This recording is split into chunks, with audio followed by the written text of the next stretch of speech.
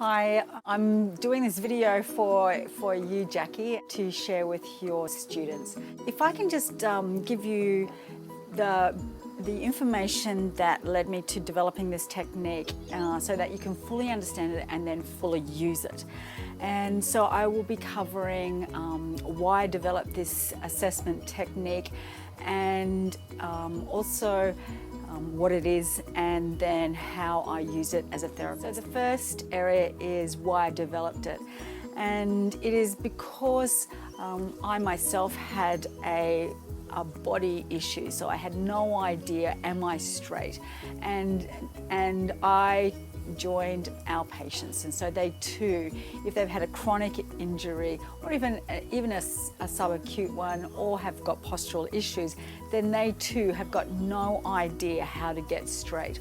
So that's why I really needed to develop a way of being able to help myself and help others. The second area I would like to cover is how I developed this. And so in my study with Pavel Koller's work, then what he does is he facilitates body positioning, fascia stretch and bone positioning to create the perfect breath. And so what I got to do was really study what is the perfect breath. And the perfect breath in the textbooks, I mean, the textbooks say one thing, but to actually see it is another, and that is where the ribs expand. And so the right rib cage and the left rib cage, which is the entire thing, actually expands with the perfect breath. And that is because the diaphragm, which attaches onto the lower rib cage, if the bones are in the right place, which is the rib cage and then the pelvic girdle, so they need to be horizontal. And when they're in the right place, then the action of the diaphragm on the in-breath allows for the expansion of the ribs. And so in my study of that, then I was able to clearly see that the body, when it was in the right place, allowed for beautiful expansion of the rib cage. So from that, I go, well, I can't get people to lay down and find this position and require a facilitator to facilitate that. And so I then started playing with me sitting and standing, and that's how I came up with this assessment. So what is the assessment? So the assessment is using the rib cage on breath. So first of all, the breath does have to be where the diaphragm goes down on the in-breath. So what it isn't chest breathing, which is on an in-breath, where there is a raising of the body or the ribs. So this is where we first of all have to aim for some form of expansion of the rib cage.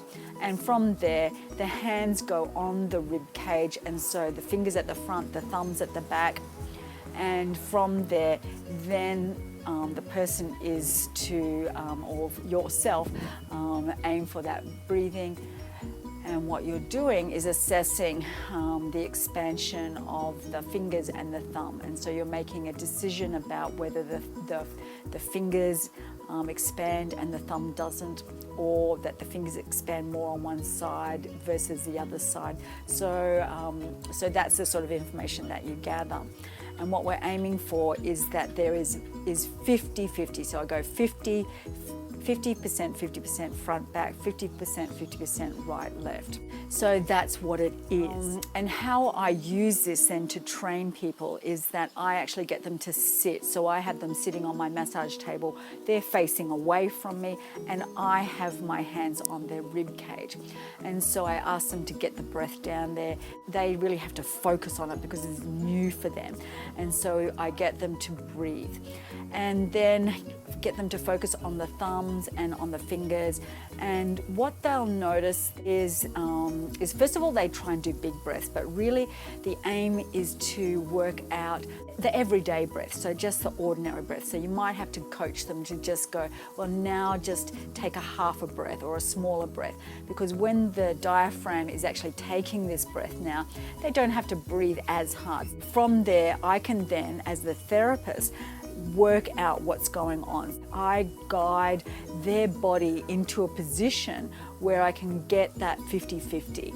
And from there, I then take them back into the position where they were and get them to breathe a couple of times so that they can then compare the difference between that breath and then their ideal breath. And they very quickly can see that it is easier, and that gives them a technique. So sitting first. Sitting is much easier because you take away the changes that can happen at the feet and the knees, and then once they get that in sitting, then they can progress into standing. And so this is a technique that I use to correct my patients' posture and for my patients to be able to correct their own posture.